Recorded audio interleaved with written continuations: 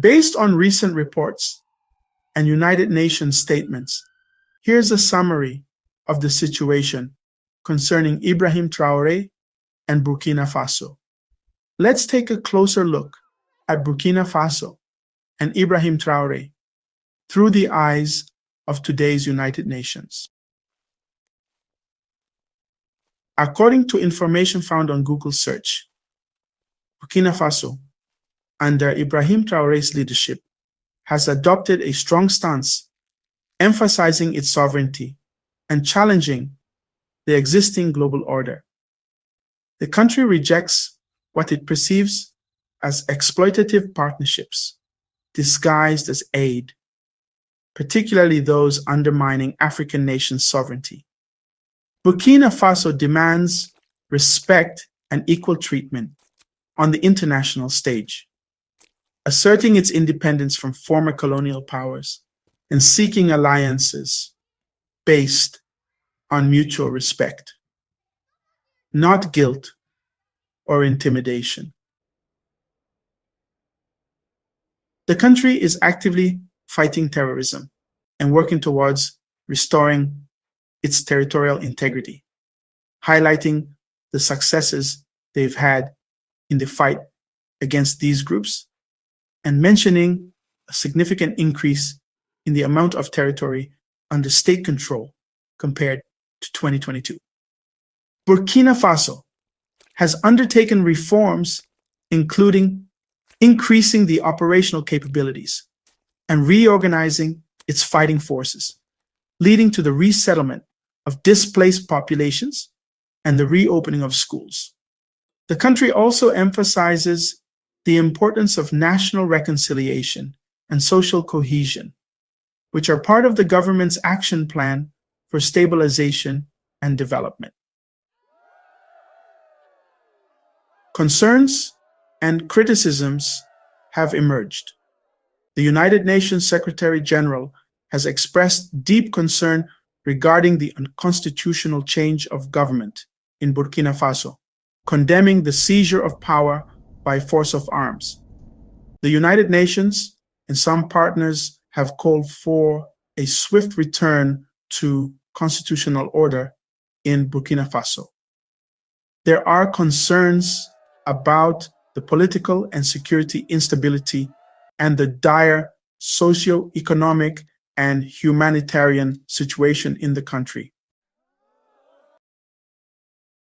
Accusations of human rights violations against the military in Burkina Faso have also been reported, though Burkina Faso claims these are part of a smear campaign. Notable points of Burkina Faso's UN statements include criticism of the UN Charter's principles of justice, equality, and self-determination, with the country pointing to situations in Libya, the Sahel, and the crisis between Russia and Ukraine as examples of inconsistency. Burkina Faso has also condemned the prevention of Niger's leaders from accessing UN headquarters. Burkina Faso has called for the African Union and the United Nations to become organizations that truly represent and serve the interests of African people. The country has also accused certain Western powers of providing military support to Ukraine and of exploiting resources in the Sahel under the guise of fighting terrorism. Burkina Faso affirms its right to choose its partners and engage in sovereign commercial transactions, emphasizing, really, that security in Burkina Faso must, first and foremost, be ensured by Burkinabés themselves. It is clear that Burkina Faso, under Ibrahim Traoré, is asserting its sovereignty and demanding a more equitable and just international order, even while facing criticisms regarding the unconstitutional nature of the regime and ongoing security and human rights concerns. Let's hear what Professor P.L.O P.L.O. Lumumba has to say on this subject. According to available sources, Professor P.L.O. Lumumba has been a vocal proponent of Captain Ibrahim Traoré's leadership in Burkina Faso and has strongly condemned external pressure on the country. Here's a breakdown of Lumumba's stance. Support for Traoré's leadership. Lumumba views Traoré as a symbol of resistance and a leader fighting for the African people's self-determination and control over their resources. Criticism of international organizations. Lumumba believes that organizations like the United Nations, International Monetary Fund, and World Bank have been hostile towards Traoré and Burkina Faso, employing tactics of vilification, sanctions, and smear campaigns. He further argues that these organizations impose unfair conditions on African nations, hindering their development. Emphasis on sovereignty and self-determination. Lumumba highlights Traoré's unwavering commitment to sovereignty resource nationalism and the well-being of his people. He argues that Traoré's vision is rooted in Pan-African principles and a desire to resist external influence. Rejection of Western narratives. Lumumba and others who share his perspective challenge the dominant Western narrative regarding African leadership and development, advocating for African solutions to African problems. In one instance, he warns against external forces, particularly the United States, potentially attempting to destabilize Burkina Faso. While Lumumba's support for Traoré is strong, it's worth noting that the United Nations has expressed concerns about the political situation in Burkina Faso, condemning the seizure of power by force and calling for a return to constitutional order and stability to address the country's challenges. There has also been some acknowledgement from the United Nations of the government's efforts in certain areas, like securing areas and reopening schools. Here's what the United Nations General Assembly leader had to say in 2022. Henry Sandaogo Damiba, who overthrew the country's democratically elected president in January, had been removed from power after failing to end the terrorist violence that has forced 2 million people to flee their homes. In a statement published by his spokesperson, Antonio Guterres strongly condemned any attempt to seize power by the force of arms and called on all actors to refrain from violence and seek dialogue. The UN chief also expressed his full support for regional efforts toward a swift return to constitutional order in the country. He said, and I quote, "Burkina Faso needs peace, stability, and unity to fight terrorist groups and criminal networks operating in parts of the country." Mr. Guterres reaffirmed the commitment of the United Nations to accompany the people of Burkina Faso in their efforts towards durable peace and stability. The crisis, however, is still ongoing. Let's jump to 2025. The UN chief has a different message. Here's what he recently said in a speech that is going viral. The sitting UN Secretary General, who took this position in 2017, has broken ranks with traditional Western narratives, lending his voice in full support of Burkina Faso's revolutionary leader, Captain Ibrahim Traoré, and condemning the rising double standards in international diplomacy.